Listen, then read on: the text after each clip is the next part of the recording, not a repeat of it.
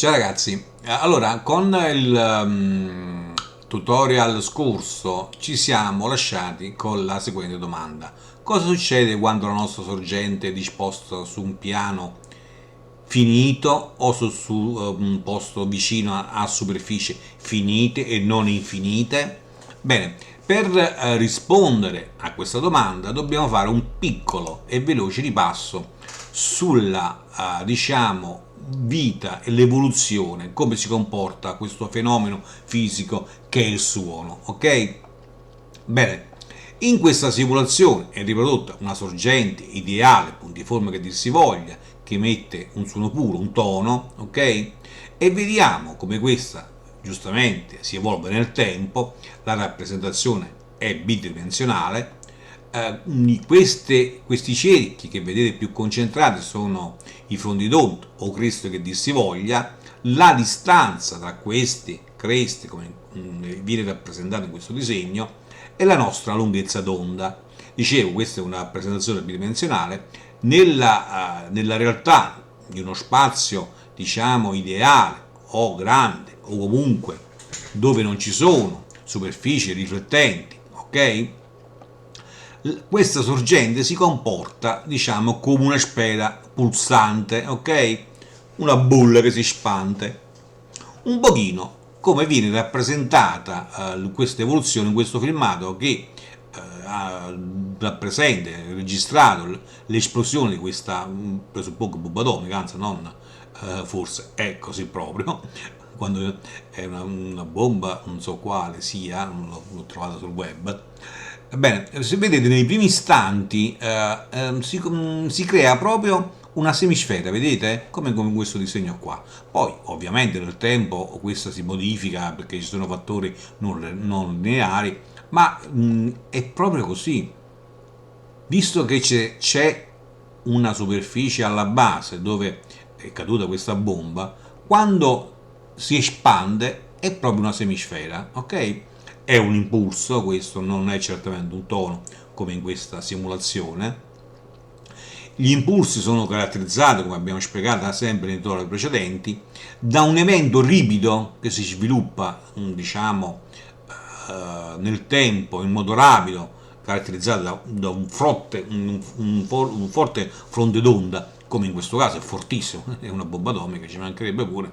E vedete che in quest'altro, dove è ripreso quando il fronte d'onda investe la foresta, gli alberi vengono spostati. Poi il fronte d'onda passa, gli alberi hanno acquisito una certa energia dal fronte d'onda, quindi oscilleranno per un po', poi si fermeranno, insomma, ritorneranno nella loro posizione iniziale, no? Un pochino del resto come succede in quei filmati dove vengono riprese le signorine che stanno nelle auto, nelle gare SPL, dove con forti pressioni si vedono che i capelli oscillano in modo vistoso, ma sostanzialmente non si muovono, ok? Non è che vengono strappati via dalla testa, e ci mancherebbe pure, però sostanzialmente non si muovono, vengono sballottati, fanno avanti e indietro, ma non si muovono.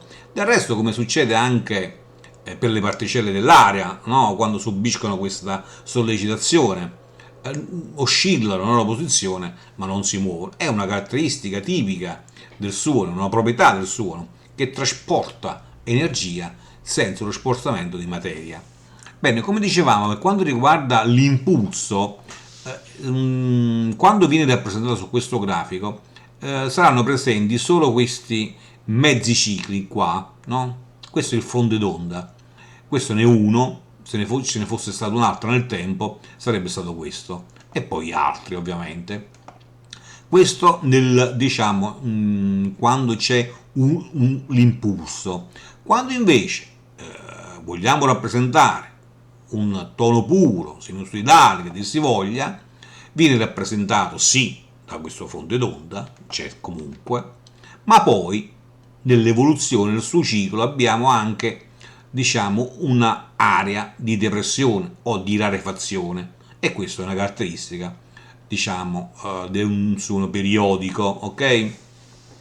Bene, detto questo, ripassiamo velocemente quali sono le altezze fisiche che caratterizzano questo suono. L'abbiamo vado veloce perché l'abbiamo visto nei tutorial precedenti, e per chi eventualmente se li fosse perso ne consiglio la visione. Trattasi nella fattispecie su quello delle misure acustiche, ok? Bene, allora abbiamo il periodo, ok?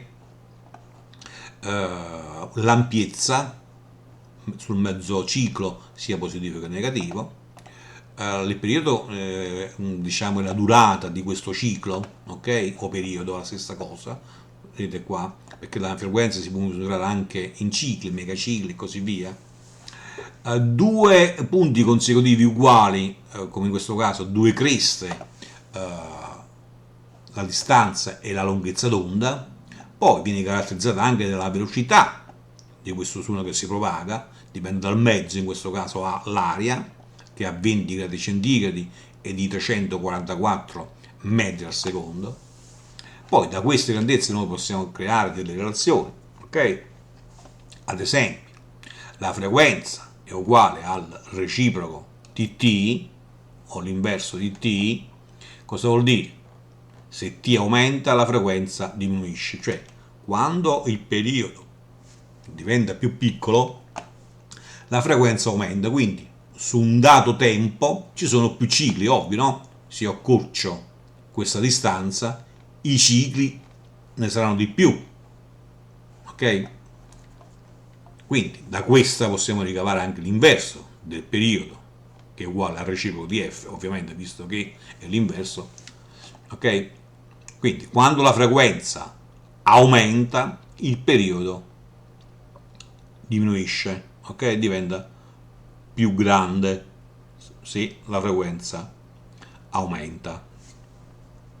Oh, pardon, se con questo aumenta il periodo, insomma, diminuisce. In modo inverso, come del resto, è il reciproco della frequenza. Ho fatto un gioco di parole, ma ci siamo capiti. Poi possiamo ricavare la lunghezza d'onda, che è data dal rapporto di C su F, ricordo che C è la velocità del suono, in modo inverso, quindi formula inversa. La frequenza la possiamo ricavare dal rapporto di C su lambda, ovvero lunghezza d'onda, e queste cose qua ci serviranno, ok? Bene, ora che abbiamo visto come il suono si evolve nello spazio e nel tempo e abbiamo il nostro pannello finito che vale L, su questo pannello, ovviamente, nel caso reale abbiamo non certamente una sorgente che emette un suono puro, ma uno spettro abbastanza ampio, quindi con tante frequenze.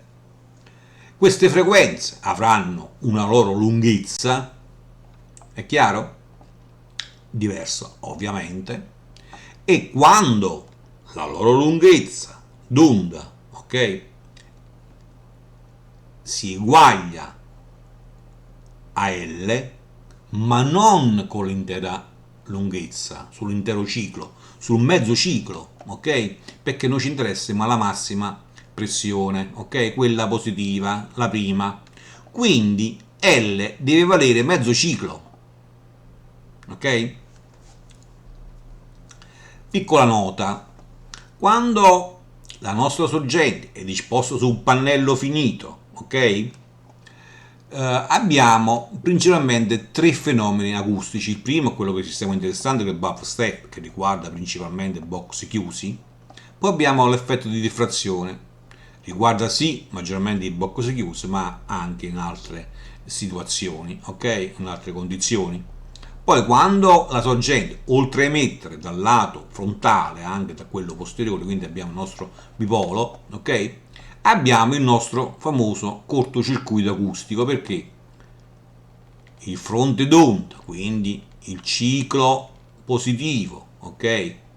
Non trova più il pannello, questo si va a scontrare con quello negativo, e se quello positivo si scontra con quello negativo si annulla, non in modo netto, sempre in modo, diciamo, con andamento graduato, ok?